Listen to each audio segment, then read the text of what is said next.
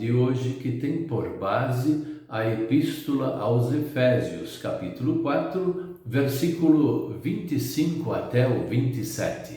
E destacamos o versículo 25, que diz assim: Por isso não mintam mais, que cada um diga a verdade para o seu irmão na fé, pois todos nós somos membros do corpo de Cristo.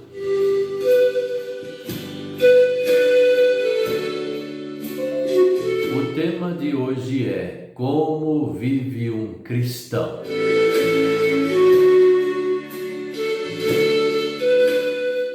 O apóstolo Paulo estava com muitos desafios, porque não era somente anunciar a palavra de Deus, mas ele também tinha que convencer as pessoas a viverem esta nova fé.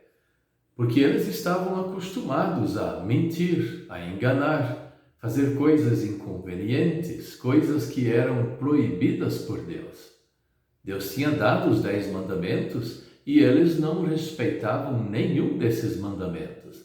Eles eram pagãos, eram pessoas sem fé.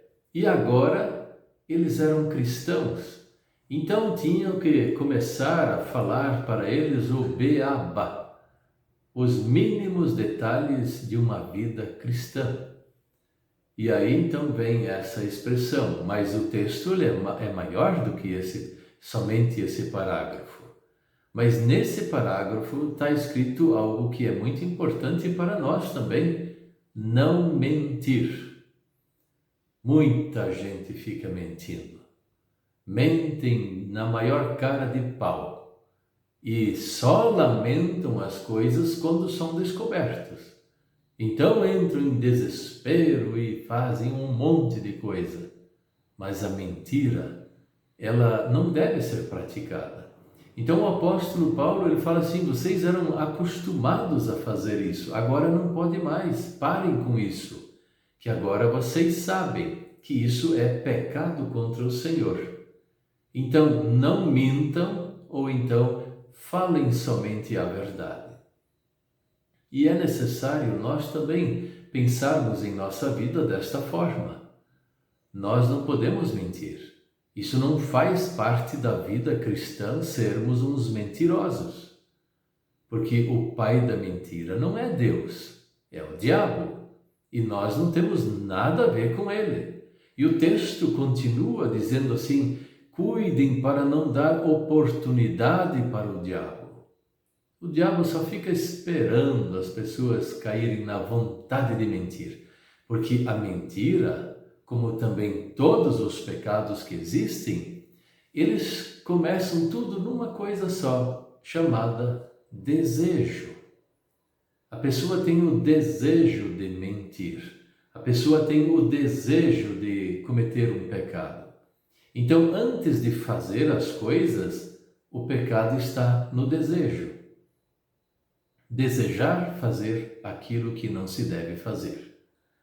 E a recomendação do apóstolo, ele fala assim: não façam isso, por favor, se cuidem. Ou então, cuidem com o vosso desejo, o desejo que está em vosso coração. Se ele é maldoso, cortem logo isso, parem com isso.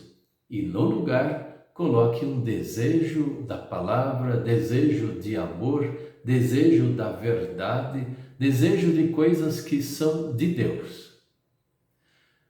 Nós não sabemos muito bem contar a história da queda de Satanás. Os textos não falam muito sobre isso. É um enigma para nós. Nós só sabemos que o diabo caiu e junto com ele caíram vários demônios. Mas uma coisa nós podemos ter a certeza: que tudo começou com um desejo, o desejo do pecado. Antes de cometer o pecado, houve o desejo. E foi assim que Eva foi convencida por Satanás para pecar. Ela olhou para aquela fruta e ela teve desejo de comer. Adão, da mesma forma, olhou para a fruta e teve desejo desse pecado. Então, o pecado, ele antes de praticar, existe o próprio desejo, o pensamento. E é nisso que nós temos que abrir o olho, porque muitas vezes nós falamos, mas eu não estou pecando nisso, não estou pecando naquilo lá. Mas e o desejo de pecar? Aquele já está no coração e já é pecado também. Então, como deve viver um cristão? Esse é o ponto. O apóstolo Paulo fala assim, não mintam. Não tenham o desejo de mentir, não tenham esse desejo de fazer coisas erradas. Mas como assim? Nós somos pecadores e temos esses desejos. E às vezes até fazemos, praticamos. Então vamos pedir a ajuda de Deus. A primeira ajuda que nós vamos pedir é perdão. Sim, o perdão de Deus, ele apaga a multidão de pecados que nós temos diante do Senhor. E aí nós começamos uma vida nova, que vamos nos cuidar.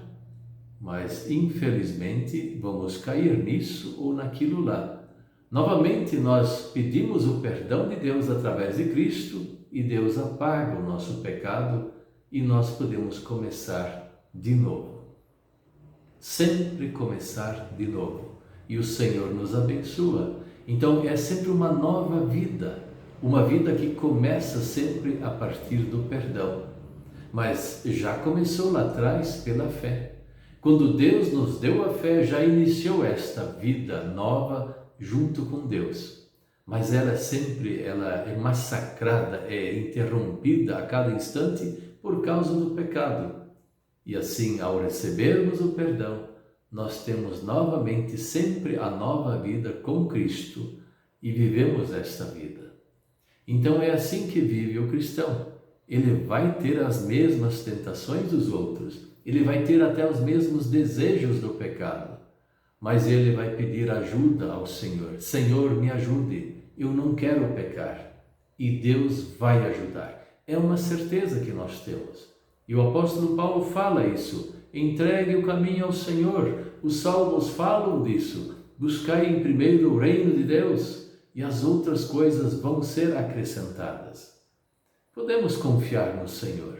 Mesmo no meio de um lamaçal de pecados, podemos ainda, pela fé, viver uma vida cristã, uma vida juntos com o Senhor. Amém. Vamos orar? Querido Deus, nosso Pai Celestial, nós temos muitos pensamentos e desejos que são do pecado. Temos coisas boas também, mas infelizmente o pecado mora em nosso coração e está na nossa porta, nos aguardando para nós praticarmos o erro. Venha nos socorrer, venha nos ajudar, perdoe-nos, Senhor. Comece novamente uma vida boa e nova diante dos Teus próprios olhos com a nossa vida. Esteja junto conosco e nos abençoe. Te pedimos isso em nome de Jesus. Amém.